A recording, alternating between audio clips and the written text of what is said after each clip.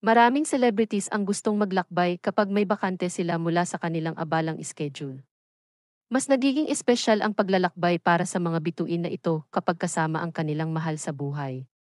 Ang pagpunta sa iba't ibang lugar, local man o abroad, ay tunay na isang walang kapantay na karanasan.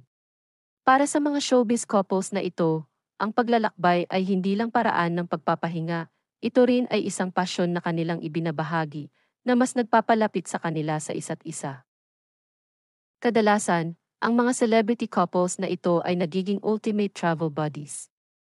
Tingnan ang ilan sa kanilang mga paglalakbay.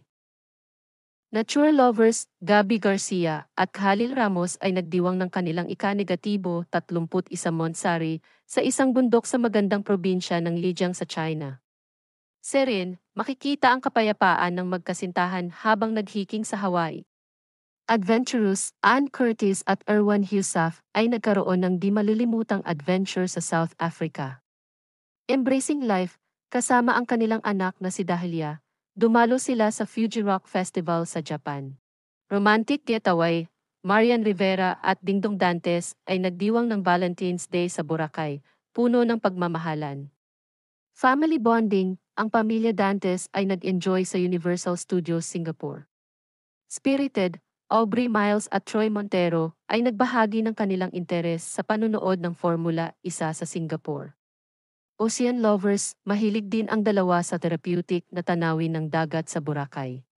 Wanderlust, Megan Young at Michael Daez ay tunay na nag-enjoy sa kanilang paglalakbay sa Singapore. Sentimental, ang magkasintahan ay nagkaroon ng intimate celebration sa Adelaide. Throwback, muling ginawa ng masayang mag-asawa ang kanilang litrato mula 2019 sa White Rock Subic Beach. Plus one, Joy Spring at Juancho Trevino ay ngayon naglalakbay bilang isang pamilya. Makikita silang nag-explore sa Sydney ng magkasama. Raver Cruz at Julie Ann San Jose, memorable adventure, ang dalawa ay nag-enjoy sa kanilang oras sa Japan na binisita ang Magical Tokyo Disneysea. Sentimental trip, nagkaroon sila ng espesyal na oras sa Sydney, Australia, sa kanilang unang pagbisita sa cosmopolitan city na magkasama.